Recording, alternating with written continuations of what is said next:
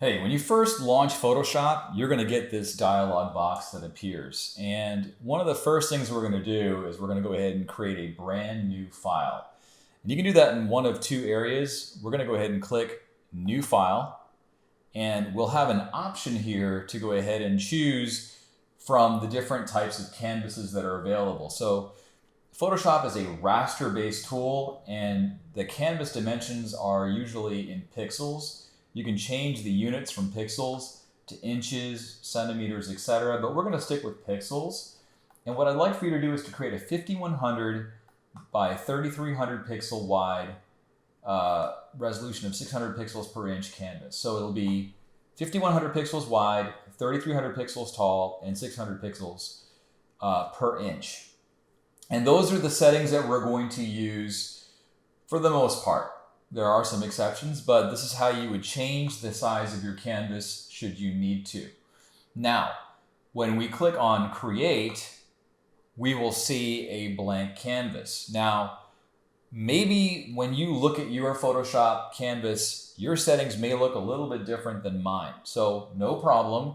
If we go to Window, Workspace, what I'd like for you to do is make sure that Essentials is checked, and it should be if you're using it for the first time.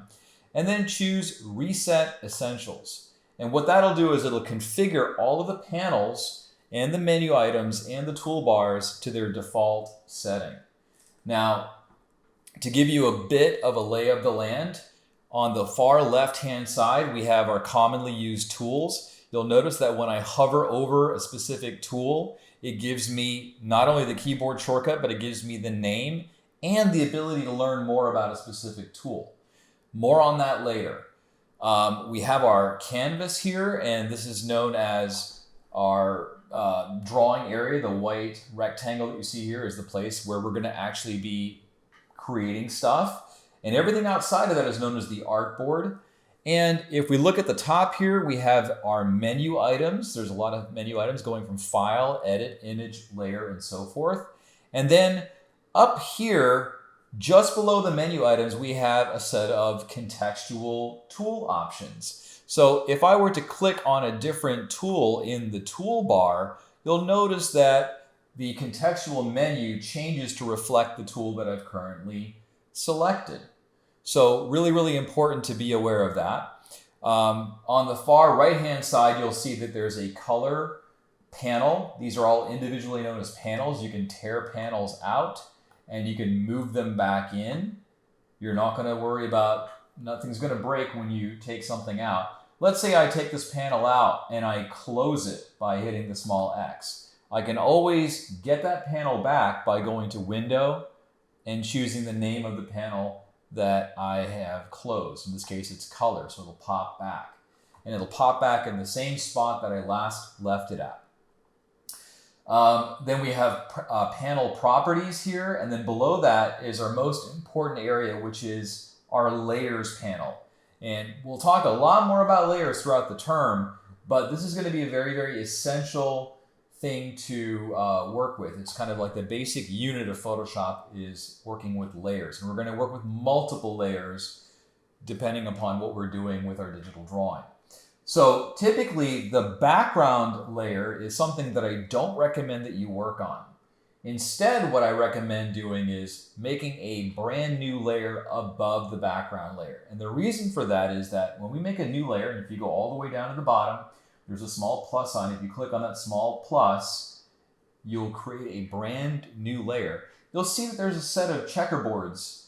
And what that indicates is that layer is transparent. That means there's nothing behind that layer. In fact, you'll notice that on this layers panel on the far left, you'll see some little eyes.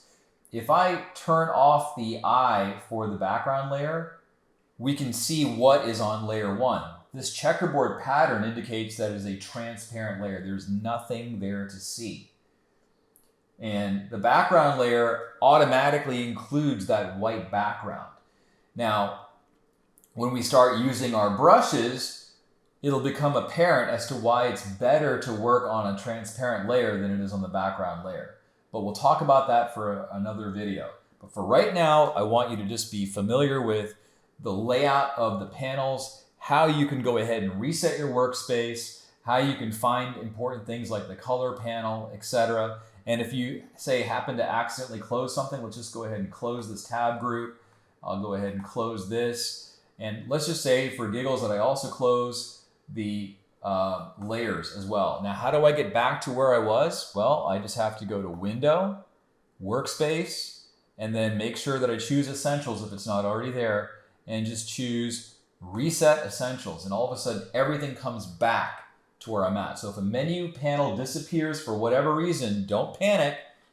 It's findable through this window selection. And the same thing also applies to the options, which is that set of menus up above. You can see that it just disappeared now. If I go back and choose and select options, it pops back up. The same thing also happens for our tools. So if things disappear, just make sure that you go to Workspace, Reset Essentials. Now, that being said, we're primarily going to be working with a different workspace. Now, you can make your own workspaces or use the workspaces that are already provided by Photoshop. If I go to Workspace, Painting, I get my brushes on the right-hand side, I get my layers at the bottom, and I get my swatches panel. Now, what's neat is I can take my mouse and I can hover over. If I click and drag, I can kind of move these panels out. I like to keep my brushes out. And swatches, you have a different set of color swatches that you can choose from here. I prefer, honestly, instead of using the swatches panel, I like to go ahead and close that. And I like the color panel instead. The color panel just gives me way more color options to choose from. I never use the swatches panel if I can help it. So now we've got our brushes panel. And if I expand this out, it shows me all of the brushes that I have. Now, you may not see all of the brushes that I have because I've installed some new brushes and I've made my own brushes as well. So your brush panel may have only a few brushes, and that's okay. We're going to start out by using the default brushes, and we're going to talk about how we can get different types of brush settings to make something look more like a pencil or a painting brush or an ink brush, etc. Now, the last thing on this video that I want to talk to you about is, now that we know how to make a layer and now that we know how to orient our workspace, when you're creating something, and I'll just go ahead and select, I'll just move my cursor over to the color panel, and you can see that the color changes up here at the top. It also changes over here at the far left. So watch this. If I move this all the way over to red, you can see that the red, this is my foreground color, and my foreground color is red. And as you can probably guess, the black color behind it is the background color. And we'll talk more about changing those colors with some keyboard shortcuts, but we'll do that later. So watch what happens if I were to just take a brush. I'll just pick any old brush. Let me just close these, and I'll just pick this pencil brush, and I'll make a few lines. Now, I've created something that indicates that the document has changed. If we look in the top left, you'll see a small asterisk. That indicates that we've modified this file. And we could either close the file and not save it, or we can go ahead and save our document. And when we save our document, we can do that through File, Save. And I'm just going to go ahead and, you're given two options here. You can save it either to the Creative Cloud, which uploads the file to the cloud, or you can save it on your computer. I'm going to save it on my computer. So I'm going to click on your computer. I'll go ahead and go to my desktop, and I will just give it a name. I'll call it example. And it's going to save it with the .psd extension. So now if I close the file, you can see that that file shows up as a thumbnail in the dialog box here. I can either click on that to reopen it, or I can navigate to File, Open, and I can choose example.psd and click Open.